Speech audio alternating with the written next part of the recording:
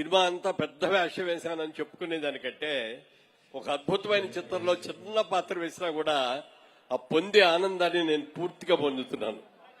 ఎందుకంటే బోయపాటి సీన్ గారి కథ చెప్పిన రోజున నాకు ఒళ్ళు గగురు పుడిచింది. ఈ చిత్రంలో ఆ క్యారెక్టర్ చేయాలంటే బాలకృష్ణ గారు తప్ప ఎవ్వరూ కూడా చేయలేరు అనేటటువంటి భావన కూడా నాకు కలిగింది. అద్భుతమైన పాత్ర. ఆ రోజున అన్నగారితో కలిసి బాలయ్య బాబు గారితో కలిసి అన్నదమ్ములు అనుబంధం చేశాం, ముగ్గురు అన్నదమ్ములుగా. ఆ రోజు నుంచి నాకు ఆ కుటుంబం అన్నా, బాబు అన్నా, అన్న ఎన్టీఆర్ గారన్నా కూడా నాకు అంత భక్తి, అంత ఆనందం, అంత ప్రేమ. ఆ రోజుల్లో కొత్తగా వచ్చిన నేను ఎక్కడికి వెళ్ళినా కూడా రే ఎన్టీఆర్ తమ్ముడు రా, రే బాలయ్య అన్నయ్య రా అని ఇట్లా పరిచయం చేసేవారు అందరు కూడా.